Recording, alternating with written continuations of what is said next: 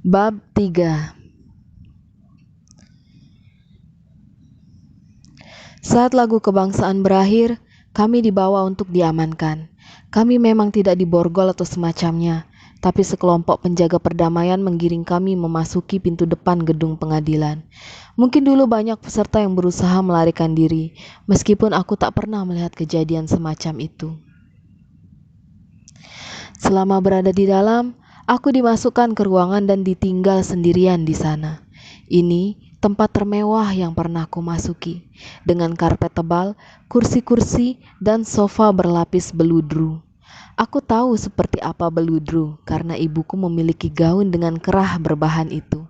Sewaktu duduk di sofa, aku tidak tahan untuk tidak mengelus beludru itu berkali-kali.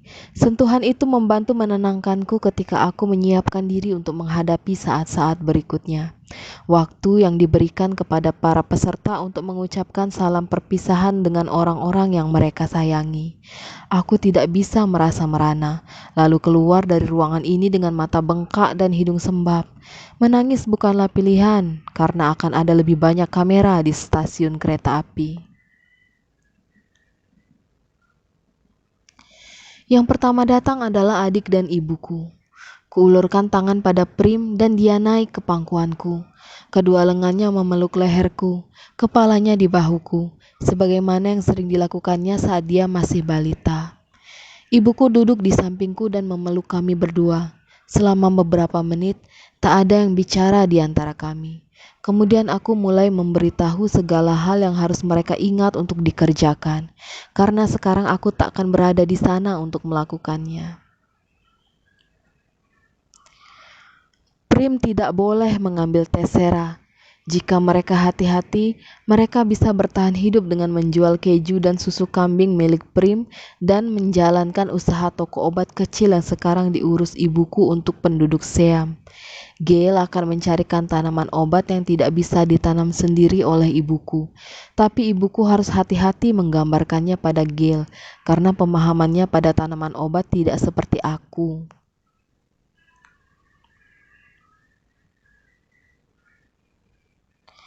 Gail juga akan membawakan sisa daging buruan untuk mereka. Aku dan Gail sudah berjanji soal ini sekitar setahun lalu dan tidak akan meminta bayaran. Tapi mereka akan berterima kasih pada Gail dengan memberinya barang-barang seperti susu dan obat-obatan.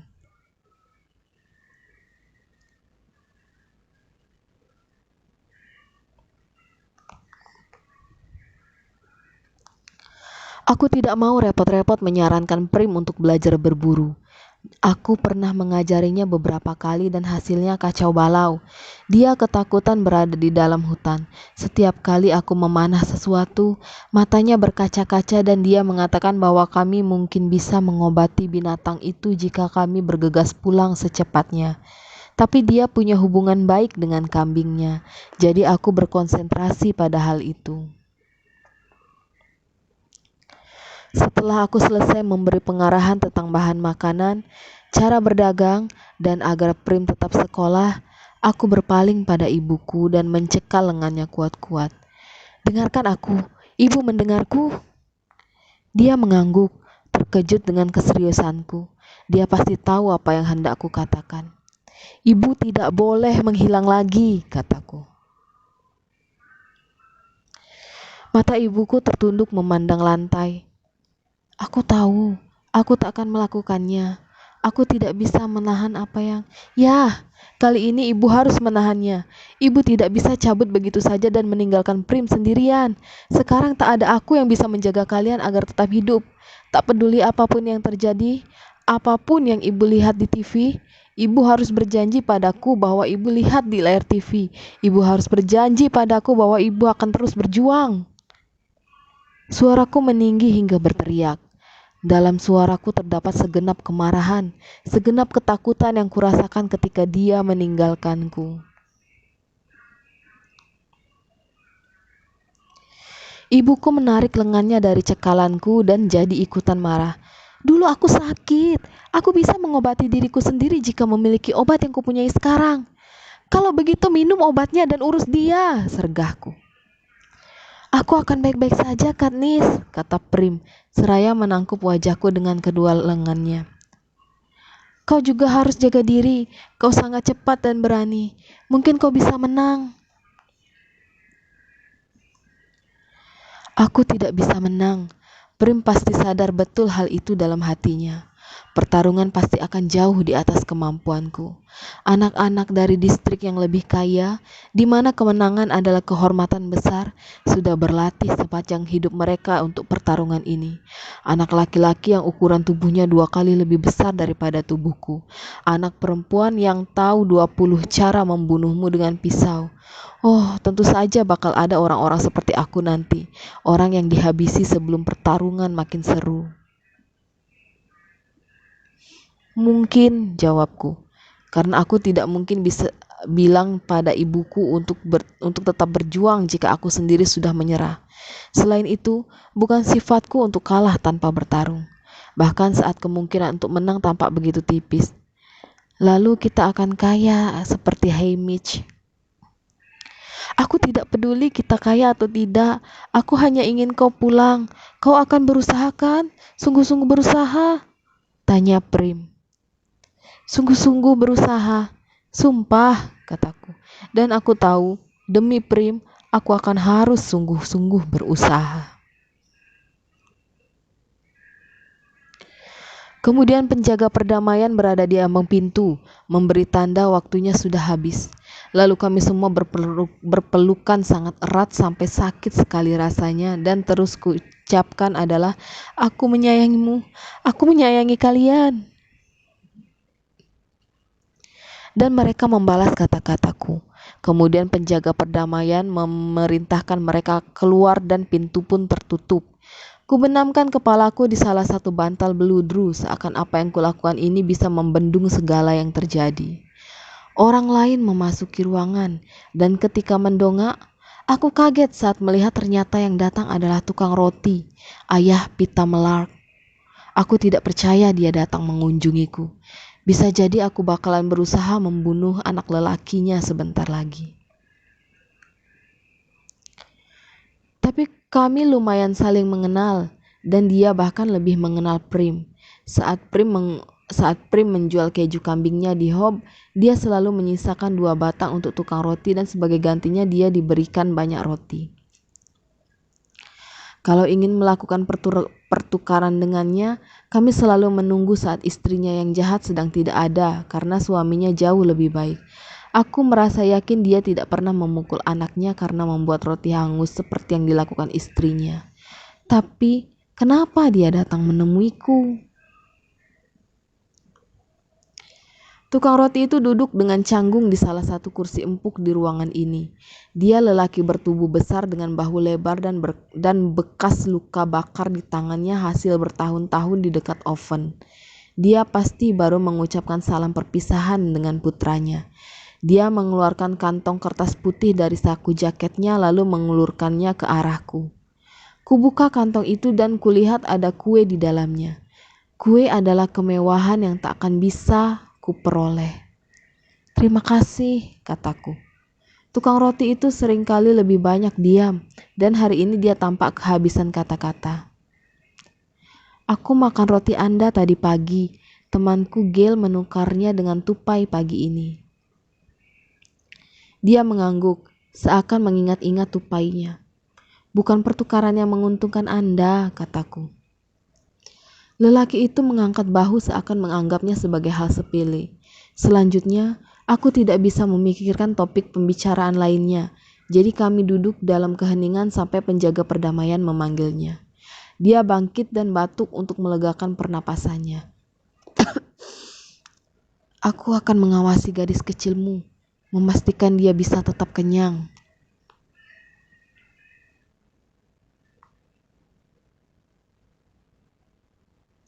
Aku merasa beban yang mengimpit dadaku langsung terangkat mendengar perkataannya.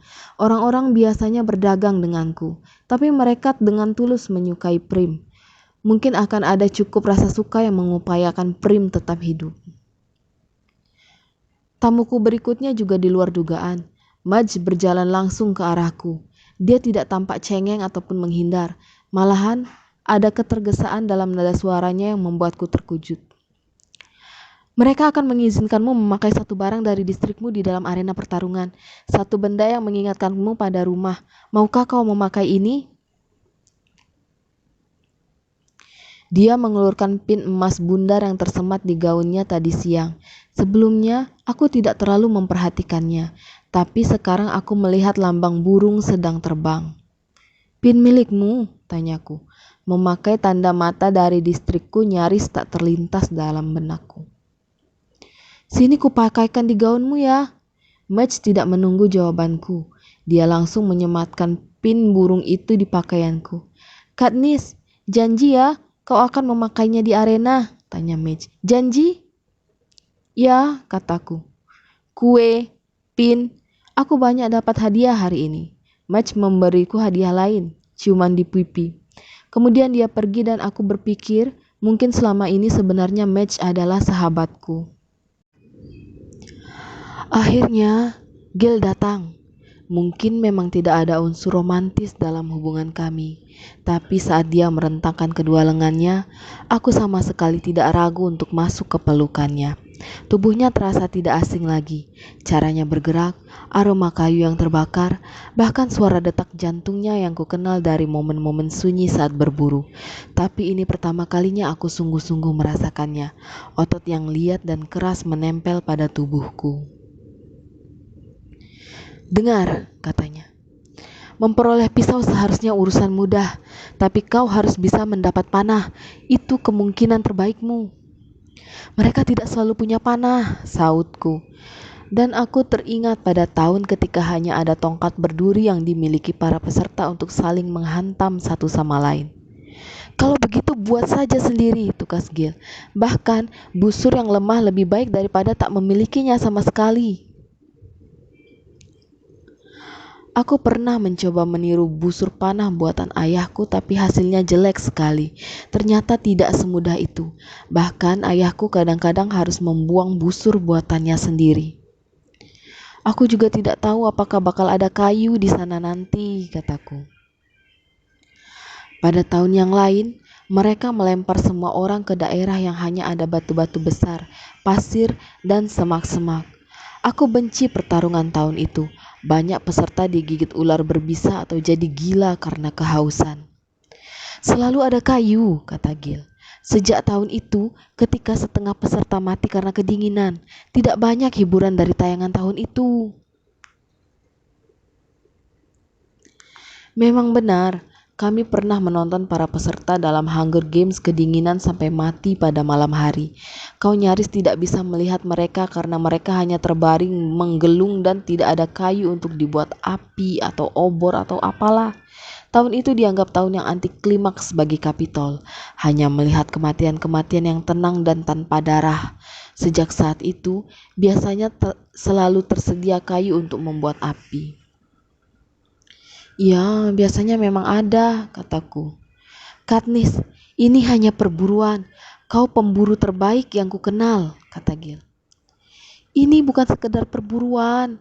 Mereka bersenjata dan mereka bisa berpikir, jawabku. Kau juga, dan kau lebih sering latihan.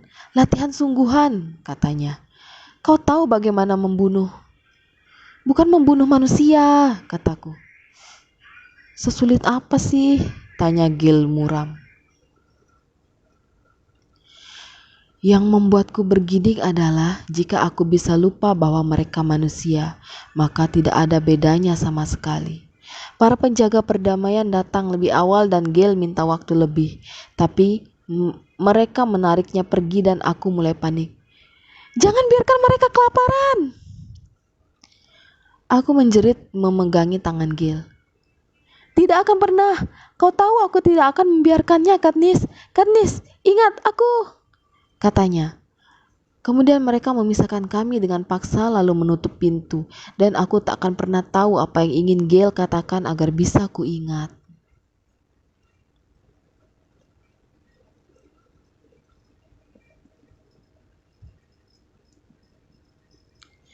Perjalanan dari gedung pengadilan sampai stasiun kereta api cukup singkat. Aku tak pernah naik mobil, naik kereta kuda pun jarang. Di Siam, kami biasanya berjalan kaki. Tidak menangis adalah keputusan yang benar. Stasiun kereta api penuh dengan wartawan lengkap dengan kamera mereka yang seperti serangga pengganggu diarahkan padaku. Tapi aku sudah sering berlatih menghapus segala bentuk emosi agar tidak terpampang di wajahku dan aku melakukannya sekarang. Sekilas kulihat diriku di layar televisi di dinding yang menyiarkan kedatanganku secara langsung dan aku bersyukur bisa tampil dengan wajah bosan seperti itu. Sebaliknya, Pita Melark jelas habis menangis dan yang menarik darinya adalah dia tidak berusaha menutupinya. Aku langsung berpikir apakah ini strateginya untuk Hunger Games kali ini. Dengan tampil lemah dan ketakutan, dia meyakinkan peserta-peserta lain bahwa dia bukanlah lawan yang patut diperhitungkan. Baru kemudian dia muncul sebagai jagoan. Hal ini berhasil buat anak bernama Johanna Mason dari distrik 7 beberapa tahun lalu. Dia kelihatannya cuma anak pengecut dan cengeng, tak dipedulikan oleh semua orang sampai ketika tinggal beberapa peserta yang tersisa. Ternyata anak perempuan itu bisa membunuh dengan keji. Caranya bermain sangat cerdik. Tapi ini tampaknya strategi yang aneh dari Pita Melark karena dia putra tukang roti. Selama bertahun-tahun dia mendapatkan cukup makanan. Lagi pula mengangkat nampan-nampan roti ke sana kemari membuat bahunya kekar dan kuat. Dia harus menangis sampai terseduh-seduh tanpa henti untuk meyakinkan siapapun agar mau menganggap enteng dirinya.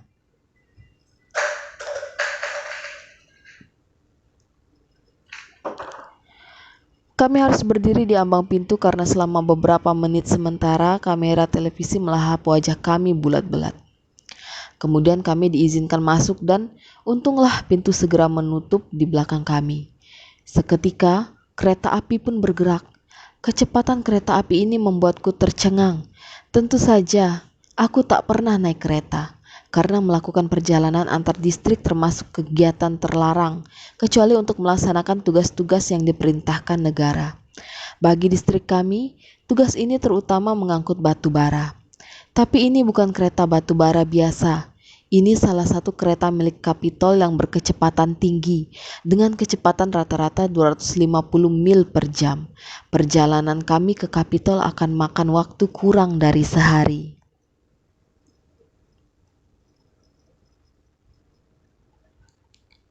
Di sekolah, mereka memberitahu kami bahwa Capitol dibangun di tempat yang dulu dinamakan Pegunungan Rocky. Distrik 12 adalah wilayah yang dikenal sebagai Appalachia. Bahkan ratusan tahun lampau, mereka menambang batu bara di sini. Itulah sebabnya para penambang kami harus menggali sangat dalam. Entah bagaimana pelajaran di sekolah selalu kembali ke batu bara. Selain buku bacaan dasar dan matematika, kebanyakan pelajaran yang kami terima berhubungan dengan batu bara, kecuali untuk kelas mingguan tentang sejarah Panem. Kebanyakan sih omong kosong tentang apa saja utang kami terhadap Capitol. Aku tahu pasti banyak yang tidak mereka beritahukan tentang kejadian yang sesungguhnya terjadi pada masa pemberontakan. Tapi aku tidak menghabiskan banyak waktu untuk memikirkannya. Apapun kebenarannya, aku tidak melihat itu sebagai cara yang membantuku mencari makan.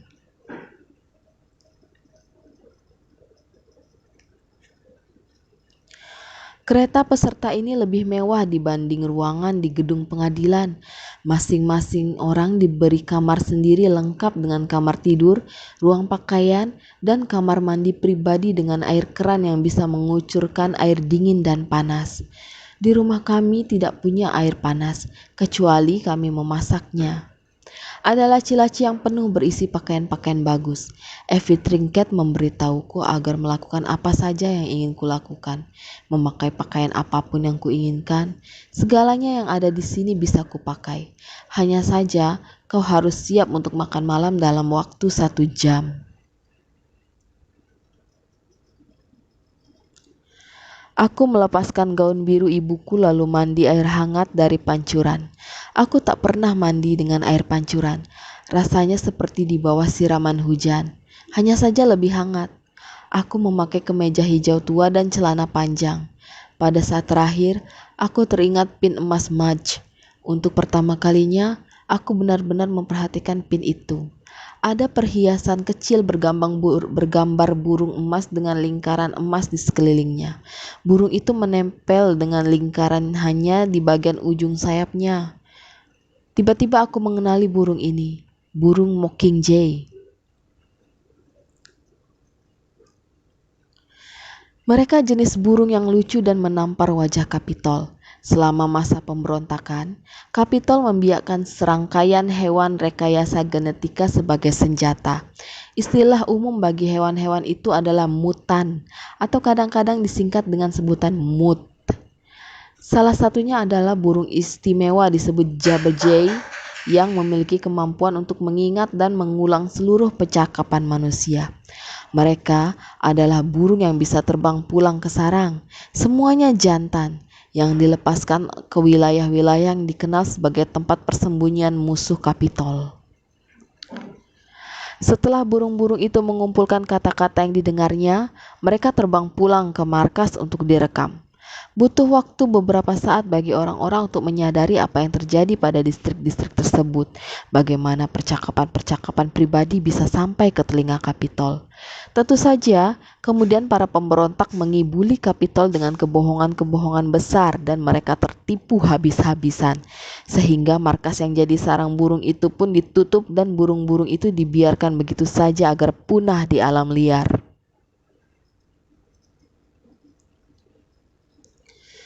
Hanya saja mereka tidak punah. Malahan, burung-burung jabberjay itu kawin dengan mockingbird betina, menciptakan spesies baru yang bisa meniru siulan burung dan melodi manusia. Mereka telah kehilangan kemampuan untuk mengulang kata-kata, tapi masih bisa meniru suara manusia sampai tingkat tertentu, mulai dari suara merdu bernada tinggi milik anak-anak hingga suara berat orang dewasa. Dan burung-burung ini bisa menciptakan ulang lagu, bukan hanya beberapa nadanya, tapi seluruh lagu dengan berbagai versi berbeda. Jika kau punya kesabaran untuk menyanyikannya pada burung-burung itu dan jika mereka menyukai suaramu.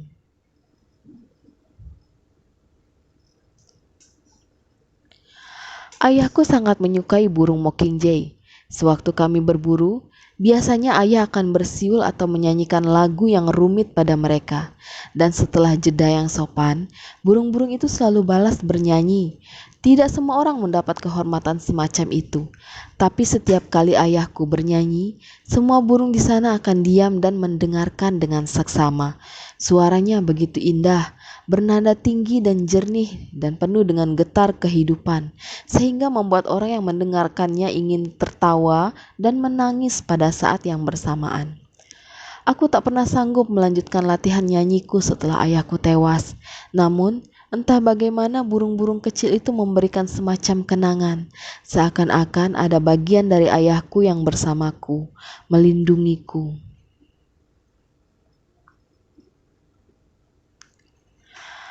Kupasang pin itu ke kemejaku, dan dengan kain berwarna hijau gelap sebagai latar belakang, aku nyaris bisa membayangkan burung mockingjay terbang di antara pepohonan. Effie Trinket datang menjemputku untuk makan malam.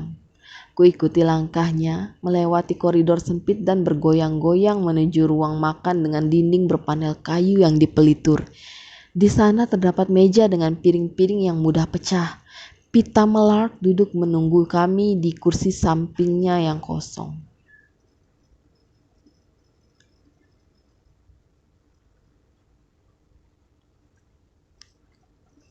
"Di mana Hamish?" tanya Effie Trinket dengan nada ceria.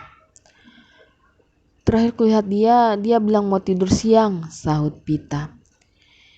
"Ya, ini memang hari yang melelahkan," kata Effie Trinket. Menurutku dia tampak lega tanpa kehadiran Hamish, dan aku tidak menyalahkannya. Makan malam disajikan satu demi satu. Sup wortel kental, salad sayuran, daging domba dan kentang tumbuk, keju dan buah-buahan, kue coklat. Sepanjang makan, Effie Trinket mengingatkan kami untuk menyisakan ruang di perut karena masih ada lagi makanan yang disajikan. Tapi aku makan sebanyak-banyaknya karena aku tak pernah makan makanan seperti ini. Begitu lezat dan begitu banyak. karena mungkin saja hal terbaik yang bisa kulakukan sampai saat pertarungan tiba adalah menambah bobotku paling tidak beberapa kilogram. "Paling tidak kalian berdua masih punya sopan santun," kata Evie Trinket saat kami menghabiskan makanan utama. "Pasangan tahun lalu makan segalanya dengan tangan seperti orang-orang tak beradab. Aku sampai tidak nafsu makan melihatnya." Pasangan tahun lalu adalah dua anak dari Siam yang tak pernah melewati satu hari pun dengan makan kenyang. Dan saat mereka melihat makanan, sopan santun di meja makan pasti sudah tak dipikirkan lagi. Pita adalah anak tukang roti. Ibuku mengajari aku dan Prim untuk makan dengan benar. Jadi ya, aku bisa menggunakan pisau dan garpu dengan baik. Tapi aku amat membenci komentar Evie Trinket sampai-sampai aku sengaja menghabiskan sisa makan malamku dengan menggunakan tangan. Lalu aku mengelap kedua tanganku dengan taplak meja. Perbuatanku membuat bibirnya terkatup makin rapat. Kini, setelah selesai makan, aku berusaha keras untuk menjaga agar makananku tidak naik lagi. Aku melihat muka Pita juga agak pucat. Perut kami berdua tidak terbiasa dengan makanan-makanan lezat seperti tadi. Tapi, jika aku bisa tahan makan sup dengan daging tikus, jeroan babi, dan kulit pohon terutama di musim dingin, aku bertekad untuk menahan makananku agar tetap di lambung. Kami menuju gerbong lain untuk menonton tayangan ulang pemungutan di seantero Panem. Mereka berusaha mengatur acara itu berlangsung sepanjang hari agar satu orang bisa menonton seluruh pemungutan secara langsung. Tapi hanya orang-orang yang berada di Capitol yang bisa menonton seluruhnya, karena mereka tidak perlu menghadiri pemungutan. Satu demi satu, kami melihat pemungutan di distrik lain. Nama-nama yang disebutkan, para sukarelawan yang maju menggantikan, atau lebih seringnya tidak ada yang mau menjadi sukarelawan. Kami memperhatikan wajah-wajah mereka yang akan menjadi lawan-lawan kami. Ada beberapa yang sulit kulupakan. Anak lelaki mengerikan yang berlari maju untuk menjadi sukarelawan dari distrik 2, gadis berwajah rubah dengan rambut merah lurus dari distrik 5, anak laki-laki yang kakinya pincang dari distrik 10, dan yang paling menakutkan, gadis berusia 12 tahun dari distrik 11. Dia memiliki mata coklat gelap, tapi selain itu ukuran tubuhnya dan tingkah polanya mirip dengan Prim. Hanya ketika dia naik ke panggung dan mereka bertanya apakah ada sukarelawan, yang bisa kudengar hanyalah embusan angin kencang di antara gedung-gedung kumuh di sekitarnya. Tak ada seorang pun yang mau menggantikan tempatnya. Terakhir, mereka menampilkan distrik 12. Nama Prim disebutkan. Aku berlari maju untuk menjadi sukarelawan. Kau tidak bisa mendengar keputusasaan dalam suaraku saat mendorong Prim ke belakang tubuhku. Seakan aku takut tak seorang pun mendengarku dan mereka akan membawa Prim pergi. Tapi tentu saja mereka mendengarnya. Aku melihat Gil menarik Prim menjauh dariku dan melihat diriku naik ke panggung. Para komentator tidak tahu harus berkata apa ketika melihat kerumunan massa menolak tepuk tangan, salam hormat tanpa suara. Salah satu komentator mengatakan distrik 12 selalu ketinggalan zaman, tapi kebiasaan masyarakat setempat itu bisa tampak menawan. Seakan mendapat aba-aba, Hamish jatuh di panggung dan mereka mengerang kocak. Nama Pita ditarik dan dengan tenang dia mengambil tempatnya. Kami berjabat tangan. Mereka sampai ke bagian lagu kebangsaan lagi dan acara pun berakhir. Evie Trinket menggerutu tentang keadaan wignya. Mentor, kalian harus belajar banyak tentang penampilan. Juga banyak belajar tentang bagaimana bersikap saat disorot televisi. Tanpa disangka, Pita tertawa. Dia mabuk, kata Pita. Dia mabuk setiap tahun. Setiap hari, tambahku. Aku tidak bisa tidak takut menyeringai. Cara Evie Trinket mengatakannya seakan-akan Hamish cuma bersikap kasar dan sikap lelaki itu bisa diperbaiki dengan beberapa tips darinya. Ya, desis Evie Trinket. Kalian anggap ini lucu ya?